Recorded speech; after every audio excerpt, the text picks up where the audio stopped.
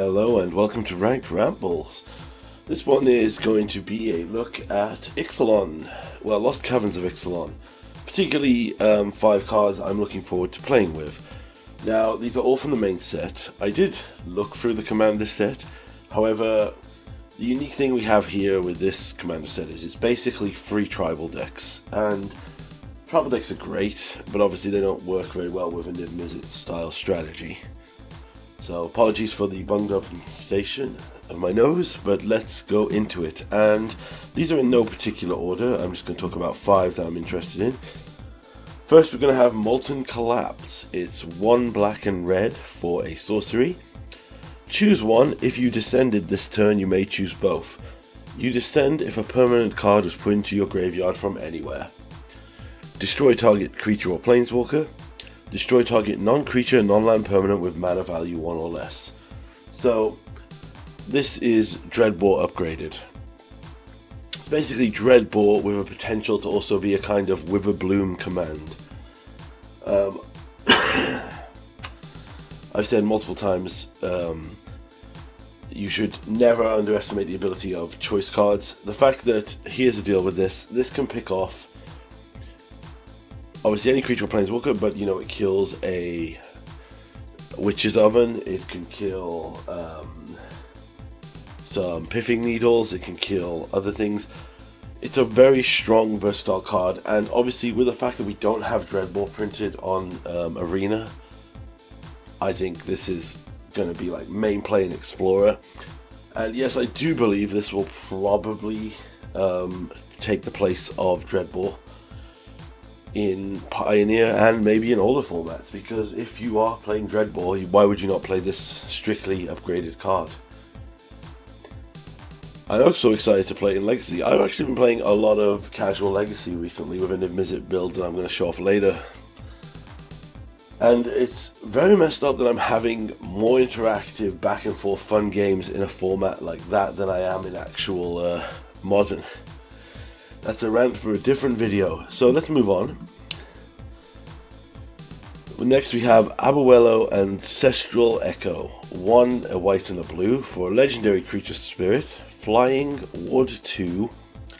For 1 white and blue, exile another target creature or artifact you control. Return it to the battlefield under its owner's control at the beginning of the next end step. It's also a 2/2. This, honestly, I think is going to take the place of, well, not the place of, I will definitely try this in Brawl and Commander. It might be a one-off to try out in some Niv lists in 60 card, 80 card format. The ability to evade a creature to keep it alive is great. One interaction I think you got to remember as well is that for 3 mana you can flip a Fable Reflections of Kiki Tiki back over and recycle the saga, or do it with any of the sagas. Obviously the big hit is 3 mana, blink Niv, get another reload. Also, a ward creature is, we've seen before, ward is not as oppressive as hexproof, can be absolutely backbreaking. Imagine having to pay like 4 mana for your Go for the Throat to take it out. I do believe this card is going to see some particularly commander play. I believe its ability is fair. It's not an instant blink, so it can't go infinite. It's also not a sorcery restriction, so you can just keep using it. I think I might be replacing my Soul Herder with it. I think, well, in some decks. I'm going to try it as opposed to my Soul Herder. But with that in mind, let's move on to our 3rd card here. Amin Pakal, Thousand Moon.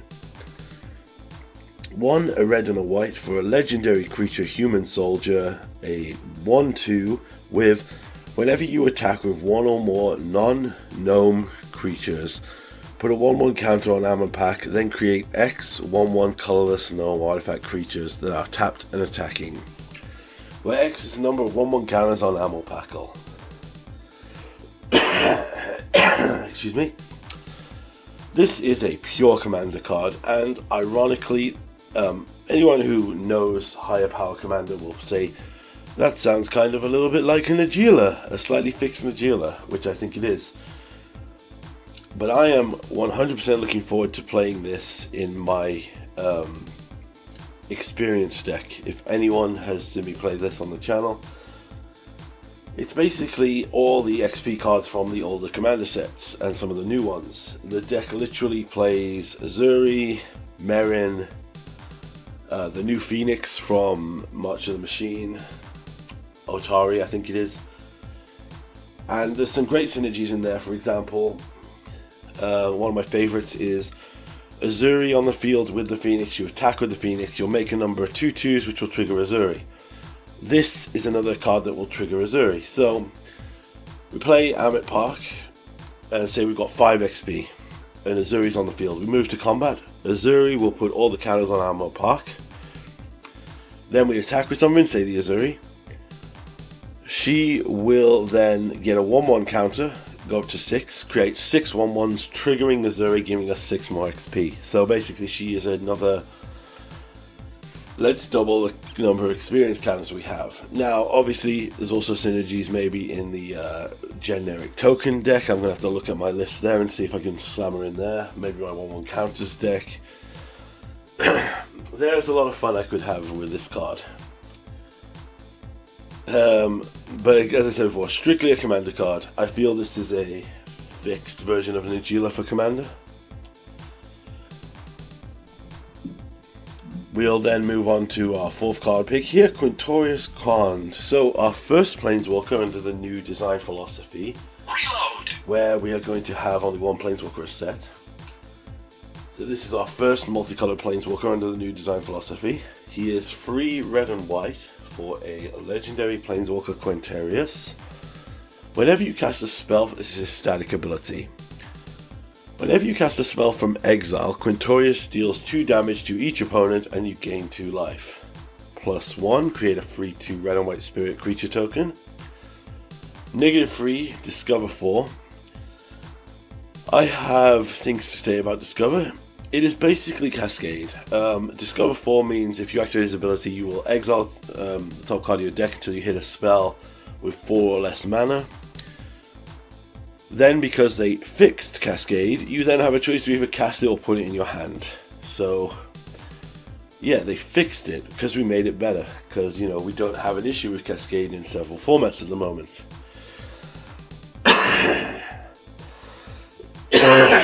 Excuse me. And then finally for -6, exile any number of target cards from your graveyard. Add 1 red for each card exiled this way. You may play those cards this turn. So Quintorius is 100% going in my Chaos deck in Commander. That is a deck that just literally cascades and casting some exile and just tries to just do random stuff. Basically, every card in that deck cascades, flips a coin, randomly targets, or swaps things around just for fun. So it's going in there. I don't think it could see play in 60 or in a Niv list in any other format. It does synergize with Bring to Light, but I don't think you would take a turn off to cast Quintorius and then press him again. I was just thinking and reading him again. He doesn't even synergize with the Supreme Niv-Mizzet Supreme, because the jumpstart effect casts from the graveyard, which is not going to get static. Yeah, so I don't think he'll have legs in 60 card formats, but I think he is a pretty cool design. As again, it's really fun to see Quintorius back. Big fan, gotta love it, gotta see how things go with this. But yeah, all in all, I really like the design. I think he will be a star in certain... I don't know actually. He does kind of feel like the old school design of +1 to make a... well, no, not true, because the old design was +1 draw a card, -3 removal, then ultimate win the game. And he doesn't technically win the game with this, but he does have some very cool synergies. I guess I'm just excited because it's our first multicolored Planeswalker we've had since March of the Machine, so it is very fun to look at. Speaking of lore and things, we've got to do a discussion about what I think is going on with the lore. And what I think will happen. But then, let's move to my final pick here. Saheeli, the Sun's Brilliance. We all know from me, I love Saheeli. I think her character is one of the coolest we've had in recent years. I play Saheeli Cat whenever I can, it's really fun. I was really annoyed when it got banned from Pioneer because they were like, oh, it's too strong, but we can get stomped by every other combo deck.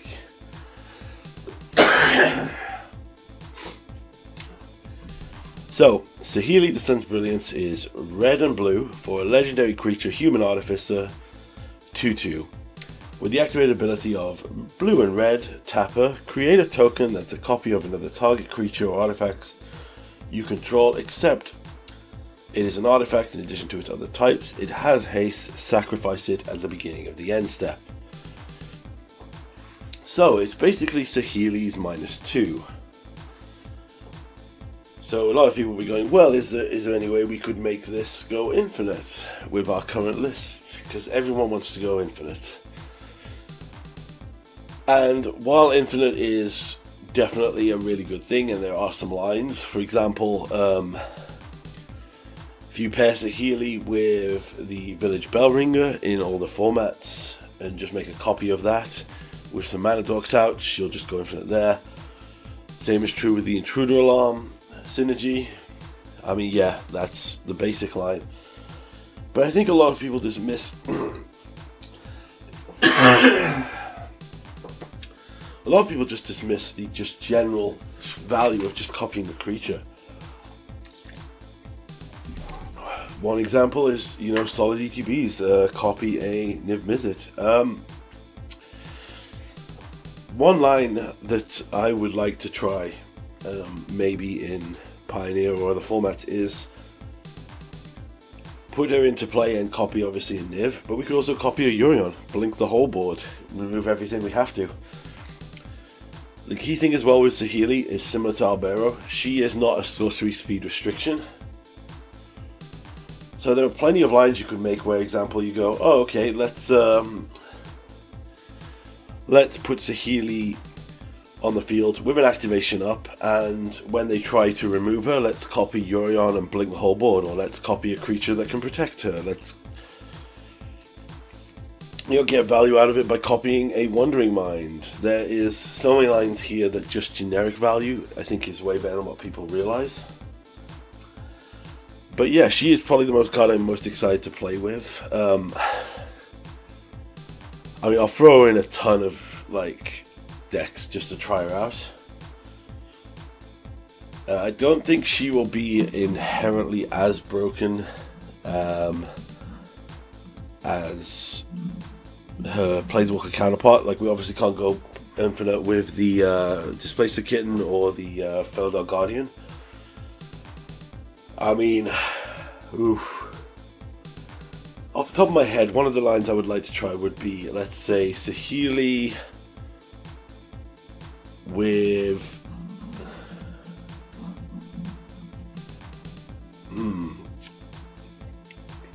if I was going to make a combo deck with Saheeli, I would probably say one thing I'd go for would be a Saheeli Teamer, like 4-color Saheeli, using this Saheeli because it was hittable with the fetch spells like Eldritch Evolution, Chord of Calling, things like that. Yeah, that could be an interesting deck to look at. I'm talking myself into playing the non-Niv deck here, probably because 4-color Saheeli was one of the first decks that I remember being one of, like, not a pioneer of it. I was definitely experimenting with it back in the day when it was new, when you used to run Coiling Oracle.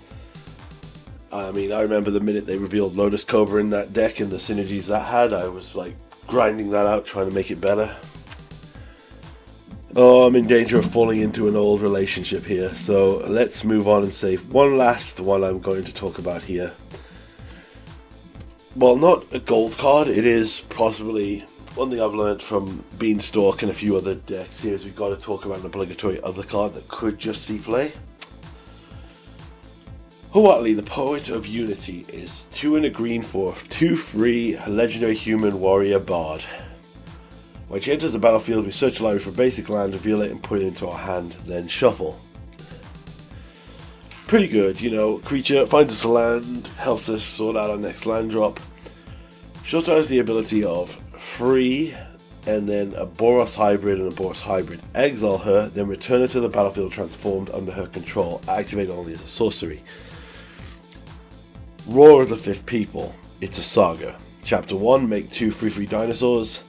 Chapter 2, creatures you control gain tap, add red, green or white. Chapter 3, search your library for a dinosaur card, put it into your hand and shuffle. Chapter 4, dinosaurs you control gain double strike and trample till the end of turn. Now, kind of feels to me like a specialized card from the Baldur's Gate set. I've played a few times on this card. Enters, find something, later we can specialize it and flip it over. Key thing to notice here, this is something a friend of mine didn't realize, well, pointed out to me because I didn't realize. Huatli doesn't flip back like the old Praetors from the last set. The key thing is, you would flip her, make 6 power, so she's pretty decent here, I think.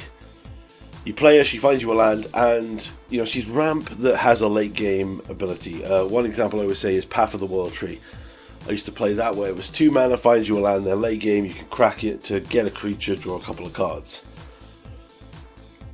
I don't know how important it would be to have a huge dinosaur for the payoff here. I would have to look at all the options for dinosaurs to see if there's anything insane we could just drop in. But honestly, a 2/3 that turns into 6 power, that could turn into 12 power late game if they don't answer it, I think it might be one to look at. I mean, it's never going to replace Beanstalk at the moment. Beanstalk has just been a grinding ass powerhouse. Even though it just cost me the match on the video here because we drew all of our lands. But yeah, so there's a few picks I'm going to try out from the Lost Caverns of Ixalan going forward. Look forward to trying it out. Set looks really cool. Let me know what you think. Please enjoy the last matches here on the video.